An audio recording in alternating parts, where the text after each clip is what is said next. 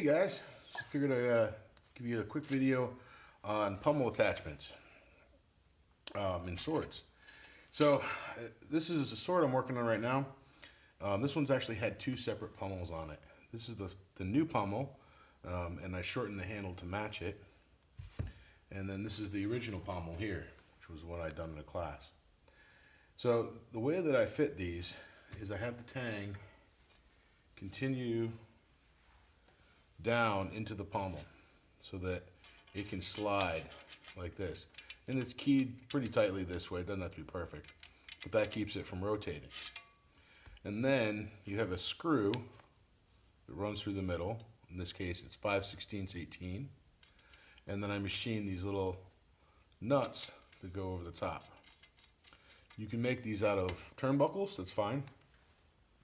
But these are a little cleaner, and they're already capped, so I don't have to cap them. No, the reason I want to do this is the thread is plenty strong for a pull attachment. Where threads are weak is in shear.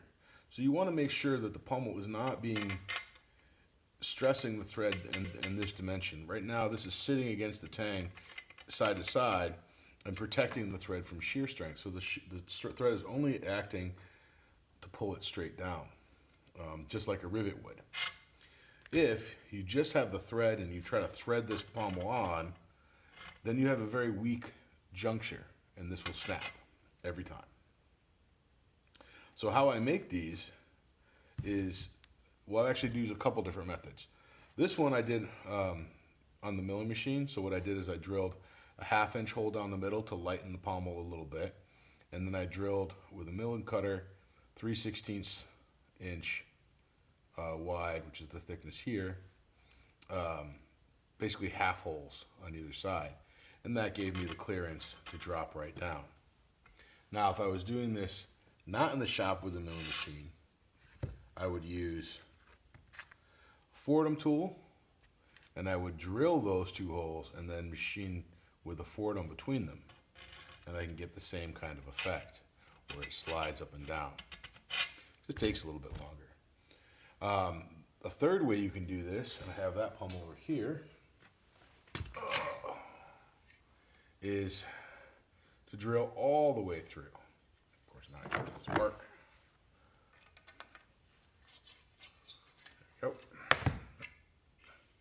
Drill all the way through, and then take a little rusty in there, and then take a piece of your 1/2 inch stock, right, and grind it to fit. You know, maybe make a little 3/16 hole in the top, 5/16 hole in the top, and then file or saw the rest out so that you make a U.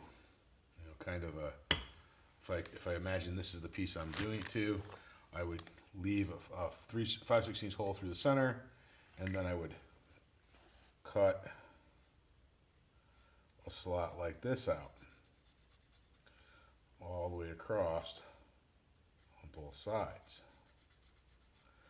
And then I would take that, drop it in the middle, and braze it, spelter braze it in place. That's what I did in this case. And if you look really closely, I don't know if it'll show up on the camera or not, but there's actually a braze line right here, all the way around. So those two pieces were filled. And in this case, I opened the hole up even wider because the tang was wider.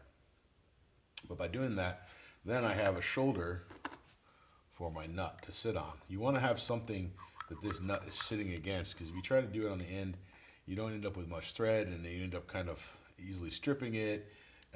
I like having these a little longer and down buried inside.